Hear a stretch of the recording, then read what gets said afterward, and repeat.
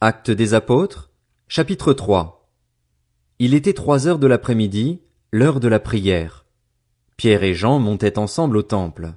Or, on amenait un homme boiteux de naissance, qu'on installait tous les jours à la porte du temple appelée la Belle pour qu'il demande l'aumône à ceux qui entraient dans le temple. Voyant Pierre et Jean sur le point d'y entrer, cet homme leur demanda l'aumône. Pierre, accompagné de Jean, fixa les yeux sur lui et dit « Regarde-nous ». Il les regardait attentivement, s'attendant à recevoir d'eux quelque chose. Alors Pierre lui dit « Je n'ai ni argent ni or, mais ce que j'ai, je te le donne. Au nom de Jésus-Christ de Nazareth, lève-toi et marche. » Puis il le prit par la main droite et le fit lever. Ses pieds et ses chevilles s'affermirent immédiatement. D'un bond, il fut debout et se mit à marcher. Il entra avec eux dans le temple, marchant, sautant et adressant des louanges à Dieu. Tout le peuple le vit marcher et louer Dieu.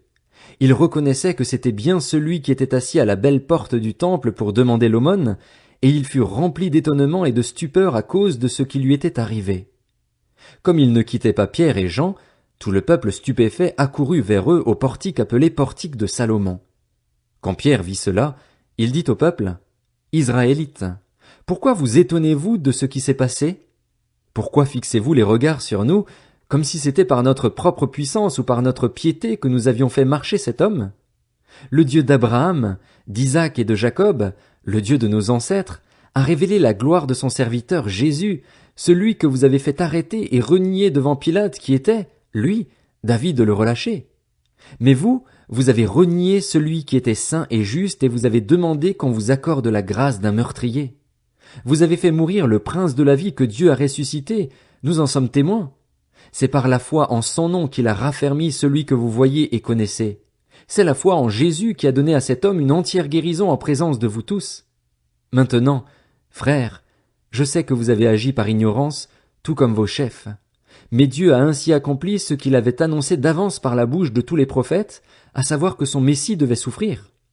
Changez donc d'attitude et convertissez-vous pour que vos péchés soient effacés. Alors, des temps de rafraîchissement viendront de la part du Seigneur et il enverra le Messie qui vous était destiné, Jésus. C'est lui que le ciel doit accueillir jusqu'au moment de la restauration totale dont Dieu a parlé depuis longtemps par la bouche de tous ses saints prophètes. Moïse a dit en effet à nos ancêtres, « Le Seigneur votre Dieu fera surgir pour vous, parmi vos frères, un prophète comme moi. Vous l'écouterez dans tout ce qu'il vous dira. Celui qui n'écoutera pas ce prophète sera exterminé du milieu du peuple. » Tous les prophètes qui ont parlé depuis Samuel et ses successeurs ont aussi annoncé ces jours-là. Vous êtes les héritiers des prophètes et de l'alliance que Dieu a conclue avec nos ancêtres en disant à Abraham, « Toutes les familles de la terre seront bénies en ta descendance. » C'est pour vous d'abord que Dieu a fait surgir son serviteur Jésus, et il l'a envoyé pour vous bénir en détournant chacun de vous de ses mauvaises actions. Actes des apôtres, chapitre 4. Pierre et Jean parlaient encore au peuple quand survinrent les prêtres, le commandant des gardes du temple et les Sadducéens. Ils étaient excédés par ce que les apôtres enseignaient le peuple et annonçaient la résurrection des morts dans la personne de Jésus. Ils les arrêtèrent et, comme c'était déjà le soir, ils les mirent en prison jusqu'au lendemain. Cependant, beaucoup de ceux qui avaient entendu la parole crurent, ce qui porta le nombre des hommes à 5000 environ. Le lendemain, les chefs du peuple, les anciens et les spécialistes de la loi se rassemblèrent à Jérusalem avec le grand prêtre Anne, Caïphe, Jean, Alexandre et tous ceux qui étaient de la famille du grand prêtre. Ils firent comparaître Pierre et Jean au milieu d'eux et leur demandèrent « Par quelle puissance ou quel nom avez-vous fait cela ?»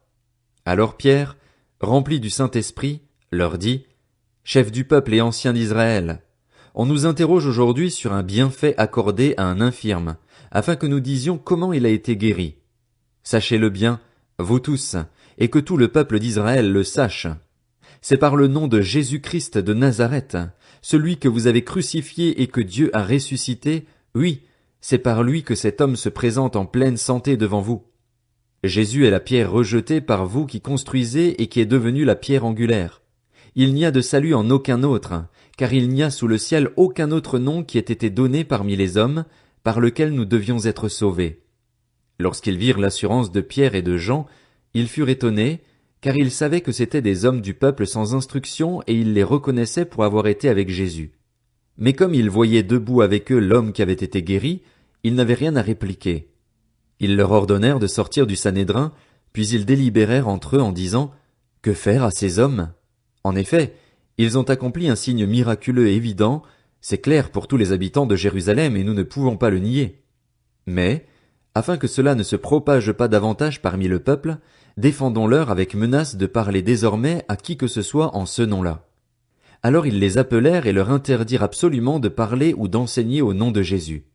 Pierre et Jean leur répondirent, « Est-il juste, devant Dieu, de vous écouter, vous, plutôt que Dieu? Jugez-en vous-même. Quant à nous, nous ne pouvons pas ne pas annoncer ce que nous avons vu et entendu. » Les chefs du peuple leur firent de nouvelles menaces et les relâchèrent.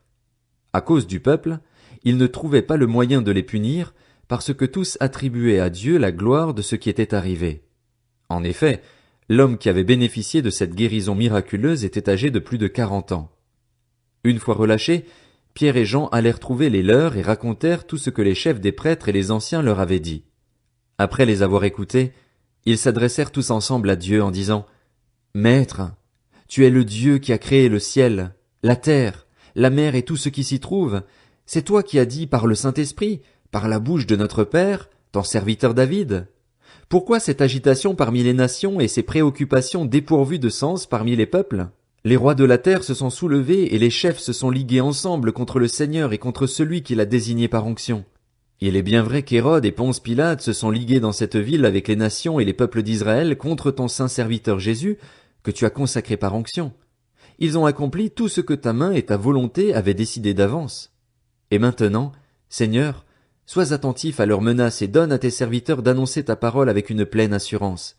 Déploie ta puissance pour qu'il se produise des guérisons, des signes miraculeux et des prodiges par le nom de ton saint serviteur Jésus. » Quand ils eurent prié, l'endroit où ils étaient rassemblés trembla. Ils furent tous remplis du Saint-Esprit et ils annonçaient la parole de Dieu avec assurance. La foule de ceux qui avaient cru n'était qu'un cœur et qu'une âme. Personne ne disait que ses biens lui appartenaient en propre, mais ils mettaient tout en commun.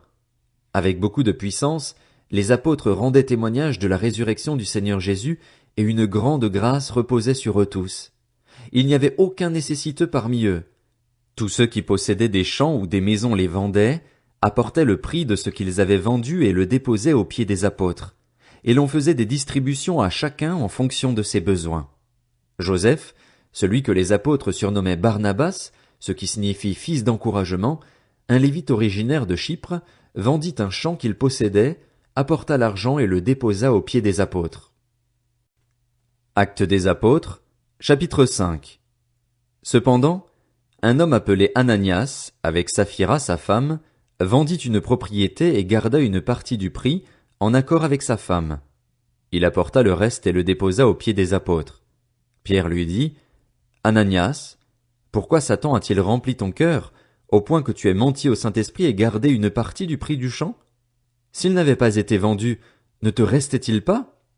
Et, après l'avoir vendu, n'avais-tu pas le droit de disposer du prix? Comment as-tu pu former dans ton cœur un projet pareil? Ce n'est pas à des hommes que tu as menti, mais à Dieu. » Quand Ananias entendit ces paroles, il tomba et expira. Une grande crainte s'empara de tous ceux qui l'apprirent. Les jeunes gens se levèrent pour envelopper le corps, puis ils l'emportèrent pour l'enterrer. Environ 3 heures plus tard, sa femme entra sans savoir ce qui était arrivé. Pierre lui adressa la parole. « Dis-moi, est-ce bien à ce prix que vous avez vendu le champ? »« Oui, répondit-elle, c'est à ce prix-là. » Alors Pierre lui dit, « Comment avez-vous pu vous mettre d'accord pour provoquer l'Esprit du Seigneur? Ceux qui ont enterré ton mari sont à la porte et ils vont t'emporter, toi aussi. » Elle tomba immédiatement aux pieds de l'apôtre et expira. Quand les jeunes gens rentrèrent, ils la trouvèrent morte et l'emportèrent pour l'enterrer à côté de son mari. Une grande crainte s'empara de toute l'Église et de tous ceux qui apprirent ces événements. Beaucoup de signes miraculeux et de prodiges se faisaient au milieu du peuple par l'intermédiaire des apôtres. Ils se tenaient tous d'un commun accord au portique de Salomon. Personne d'autre n'osait se joindre à eux, mais le peuple les tenait en grande estime. Le nombre de ceux qui croyaient au Seigneur, hommes et femmes, augmentait de plus en plus. On en venait à sortir les malades dans les rues et à les placer sur des civières et des brancards afin que, lorsque Pierre passerait, son ombre au moins couvre l'un d'eux. Une foule de gens accourait aussi des villes voisines vers Jérusalem. Ils amenaient des malades et des personnes tourmentées par des esprits impurs, et tous étaient guéris. Alors le grand prêtre et tous ceux qui étaient avec lui, c'est-à-dire le parti des Sadducéens, se levèrent, remplis de jalousie. Ils firent arrêter les apôtres et les jetèrent dans la prison publique. Mais, pendant la nuit, un ange du Seigneur ouvrit les portes de la prison, les fit sortir et leur dit, « Allez-y, tenez-vous dans le temple et annoncez au peuple toutes les paroles de la vie nouvelle. » Après avoir entendu cela, ils entrèrent de bonne heure dans le temple et se mirent à enseigner. Quand le grand prêtre et ceux qui étaient avec lui arrivèrent, ils convoquèrent le Sanhédrin et tout le conseil des anciens d'Israël, et ils envoyèrent chercher les apôtres à la prison. Cependant, les gardes, à leur arrivée, ne les trouvèrent pas dans la prison. Ils repartirent et firent leur rapport en disant, « Nous avons trouvé la prison soigneusement fermée et les gardiens devant les portes, mais quand nous avons ouvert, nous n'avons trouvé personne à l'intérieur. » À l'écoute de ces paroles, le commandant des gardes du temple et les chefs des prêtres se montrèrent perplexes, ne sachant que penser de cette affaire. Quelqu'un vint leur dire, « Les hommes que vous avez mis en prison sont dans le temple et enseignent le peuple. » Alors le commandant partit avec les gardes et les ramena, mais sans violence car ils avaient peur d'être lapidés par le peuple. Après les avoir ramenés, ils les présentèrent au Sanhédrin. Le grand prêtre les interrogea en disant, « Nous vous avions formellement interdit d'enseigner en ce nom-là, et voilà que vous avez rempli Jérusalem de votre enseignement et que vous voulez faire retomber sur nous le sang de cet homme. » Pierre et les apôtres répondirent, « Il faut obéir à Dieu plutôt qu'aux hommes. Le Dieu de nos ancêtres a ressuscité Jésus, que vous avez tué en le clouant sur le bois. Dieu l'a élevé à sa droite comme prince et sauveur pour donner à Israël la repentance et le pardon des péchés. Nous sommes témoins de ces événements, de même que le Saint-Esprit que Dieu a donné à ceux qui lui obéissent. » Furieux de ces paroles, il voulait les faire mourir. Mais un pharisien du nom de Gamaliel, professeur de la loi estimé de tout le peuple, se leva dans le Sanhédrin et ordonna de faire sortir un instant les apôtres. Puis il leur dit, « Israélites, faites attention à ce que vous allez faire vis-à-vis de ces hommes. En effet, il y a quelque temps, Teudas est apparu. Il prétendait être quelqu'un et environ 400 hommes se sont ralliés à lui. Il a été tué et tous ses partisans ont été mis en déroute, il n'en est rien resté. Après lui est apparu Judas le Galiléen, à l'époque du recensement, et il a attiré du monde à sa suite. Lui aussi est mort et tous ses partisans ont été dispersés. Maintenant, je vous le dis, ne vous occupez plus de ces hommes et laissez-les faire. Si cette entreprise ou cette activité vient des êtres humains, elle se détruira. En revanche, si elle vient de Dieu, vous ne pourrez pas la détruire. Ne courez pas le risque de combattre contre Dieu. » Ils se rangèrent à son avis. Ils appelèrent les apôtres, les firent fouetter, leur interdirent de parler au nom de Jésus et les relâchèrent. Les apôtres quittèrent le Sanhédrin, joyeux d'avoir été jugés dignes d'être maltraités pour le nom de Jésus. Et chaque jour, dans le temple et dans les maisons, ils ne cessaient pas d'enseigner et d'annoncer la bonne nouvelle de Jésus, le Messie.